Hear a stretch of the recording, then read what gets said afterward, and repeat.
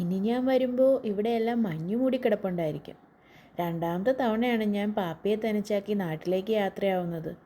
എല്ലാ തവണത്തെയും പോലെയല്ല, ഇത്തവണത്തെ വെക്കേഷന് ഒരു പ്രത്യേകതയുണ്ട്, അത് ഞാൻ പറയാം. അങ്ങനെ ചെക്കിനൊക്കെ കഴിഞ്ഞു. ഇനി യാത്ര പറച്ചിലായി.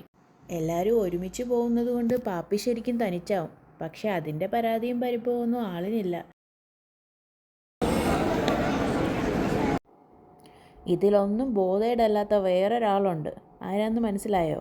തേ പോണു, എൻ്റെ പുത്രൻ. അവൻ ആ പെട്ടി തള്ളലൊരു ലൈഫ് മിഷനായിട്ട് ഏറ്റെടുത്തിരിക്കുകയാണ്. അങ്ങനെ യാത്രയൊക്കെ പറഞ്ഞ് ഞങ്ങൾ സെക്യൂരിറ്റി ചെക്കിലേക്ക് പോയി.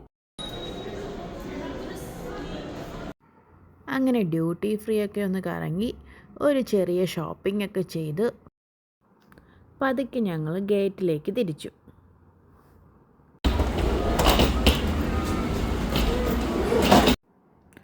അങ്ങനെ ഫ്ലൈറ്റ് ടേക്ക് ഓഫായി.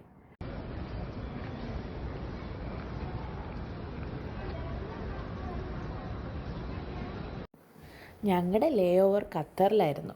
ഞാൻ ആദ്യമായിട്ടാണ് ദോഹ എയർപോർട്ടിൽ പോകുന്നത്. എന്നെ അവിടെ അതിശയിപ്പിച്ച 2 കാഴ്ചകളുണ്ടായിരുന്നു. അതെന്താണെന്ന് ഞാൻ അടുത്ത വീഡിയോയിലിടാം. നിങ്ങൾക്ക് ഈ വീഡിയോ ഇഷ്ടപ്പെട്ടെങ്കിൽ ഉറപ്പായും കമൻറ്റ് ചെയ്യണേ. Thank you.